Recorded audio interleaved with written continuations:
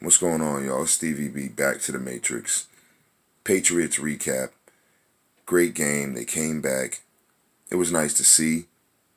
But from the very beginning of the game, you have to analyze it with a certain eye. You have to analyze it and compartmentalize a lot of the ways this game happened from beginning to end. So from the very beginning, what you got to understand is the Patriots ended up in a situation where they were ahead and Brady throws an interception, and the defense is not to be faulted. Okay, because in the very beginning of the game, when they made that long bomb to take themselves up 10-3, we went for the sack, and that's fine. But once you see that blitz and then that player's open over the top, and I don't even know if it was a blitz, but at the same time, he was almost sacked, or at least we almost got to him, and he has that arm. Patrick Mahomes made that throw over the top, and I'll give him that. Great play. The Patriots made mistakes in the beginning of the game in the first half, penalties, shot themselves in the foot. And you gotta analyze it from that standpoint, is that they made mistakes in the beginning of the game, and again, I'm gonna question Josh McDaniels because I've been on him all year about, okay, what is with your play calling? Okay, you start from there, at least in my opinion. You move on to the fact that come the second half, they were still competitive, and even the first, they were competitive, and as long as the offense stayed on the field and did not get a 3-and-out, then the defense was able to sustain something. You can't keep putting your defense back out there, okay? And so every team comes out with ready to give their all in the beginning of the game in that first half against the Patriots. They want to get ahead. Chiefs specifically, if you get ahead, they fit. Now the Chiefs and the Falcons and whoever else seems to have had this sort of ability to ride off that surge because they have the ability to, play well. And you got Kelsey and you got, a couple of the dynamic receivers. That's fine. Mind you, Kelsey's proving that a tight end is just so necessary in the East. When you're up here in these cold weathers, Kansas City can come up here and play in these type of weathers because you have a guy like Kelsey, a raw tight end, and you got to give it up. Respect to Travis Kelsey. So he had a great game.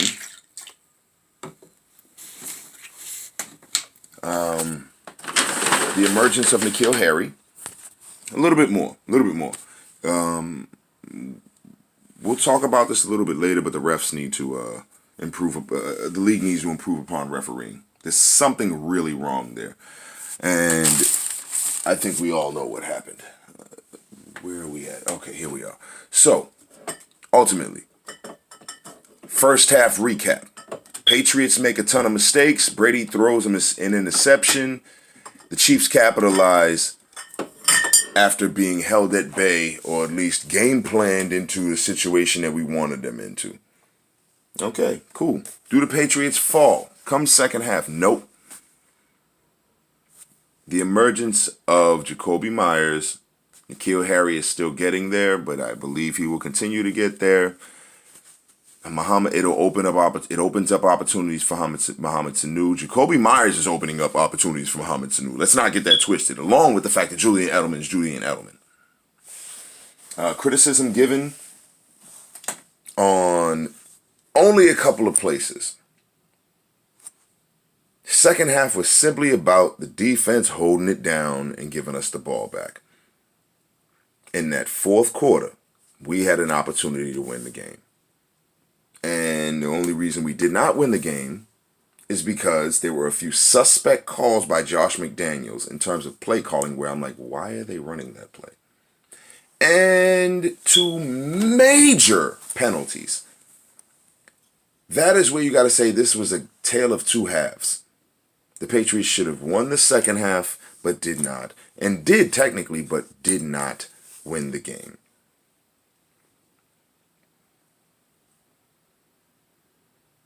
The refs fucked up hard, y'all. So let's dig into what the rules are from a refereeing standpoint.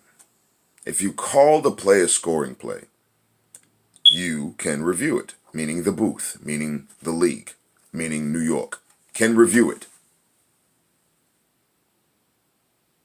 And if it is a non-scoring play and he did step out of bounds, it can be reversed without anyone having to relieve a challenge. However, if it is called an out of bounds play, and the other team happens to not have any challenges, it is non-reviewable. No matter how many times it plays on the Jumbotron and everyone knows it. Why is it 2019 and they're still dealing with shit like this? Why? I thought the idea was to improve upon the rule. I thought that every play was reviewable by the booth. I thought that you guys would make it automatically obvious. Play it on the Jumbotron real quick. The Patriots weren't trying to run a play real quick. They gave you plenty of time to see it. If the other team, is on offense and they want you to not see something and they run another play beforehand before the official review comes down, that's fine. But I believe you were given plenty of time to make the official review. And because that's not in the rule, you can't do it, even though it's the right decision to make. So what are we living in? Philip Dorsett gets clearly, this is, again, going back to, you were supposed to make rules to prevent what happened to the Saints last year, yet no rule implemented prevented that from happening in this game. And the Saints could have went to the Super Bowl. I can't imagine in this game how I feel. I shouldn't even feel that bad. It's that serious in the league. I don't understand how people who are paid millions of dollars can't come up and can't understand the simple concept of this shit. Of figuring it out. It's very simple.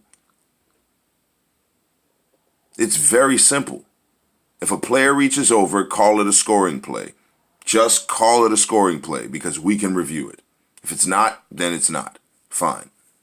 Just call it a scoring play because if it's not, it'll be obvious. Oh, they stepped out of it. Nope, sorry. You can't call it out of bounds when the man's stretching. You just call it a scoring play. Doesn't matter. If it's in the red zone and they stretch for a scoring play because you have this rule where if it crosses the pylon or whatever, and you have all these body parts that need to be on the ground. You got these athletes that contort themselves in so many ways. Why aren't the refs updated to what the supposed rules are? The refs aren't even in touch with the goddamn rules that are in place. You made it available for the refs to review any scoring play. Yet and still, they are trained to call something close out of bounds rather than say it's a scoring play and we'll review it. This isn't a goal line push. This isn't a jump over the pylon. This is a stretch off of a play, off of a pass. You could have easily changed that, as well as the Philip Dorsett one, where it is clearly obvious it was pass interference. But we're going to put that aside in the fact that they still should have won the damn game.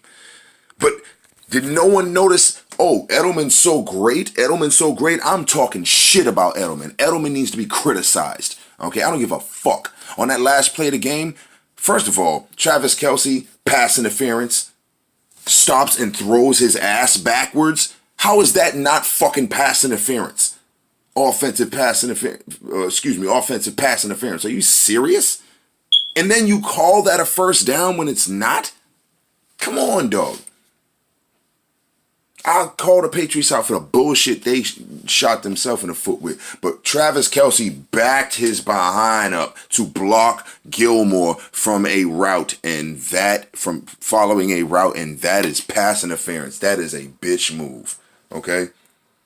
At the end of the day,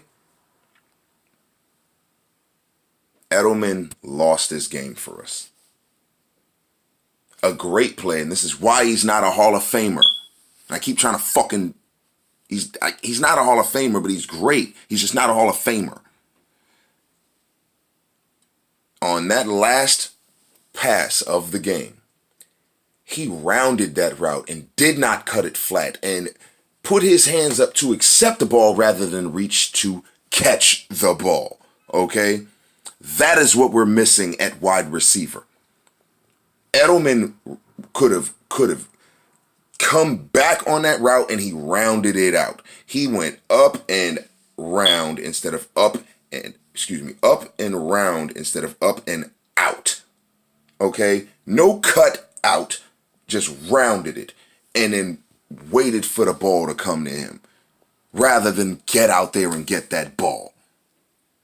Okay? Tough as he is, I don't care. That is what the difference is between it. And it's proven now. Now I'm going to look for a player like N'Keal Harry to make his mark. Mohamed Sanu, go catch the damn ball. Stop waiting for Brady to put it in your pocket and put your damn hands up. But what happens when you do that? Is Brady throwing still, or do we don't have anybody that can catch the damn ball? N'Keal Harry showed he can, but Brady's gunning it to people like a fucking madman. Maybe it's just Josh McDaniels' play plan or game plan. At the end of the day, this game was winnable and they lost it. The Chiefs did not win this game. The Patriots lost it. I said it. Or was it more the Chiefs winning or the Patriots losing it for themselves? Yeah, they lost it for themselves, plain and simple. You got to call that what it is. Other than that, the Chiefs played admirably and they deserved to win because the Patriots bullshitted. Great defensive play at the end of the game, and Edelman bullshitted that route.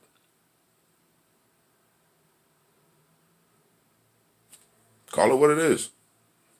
Matrix out.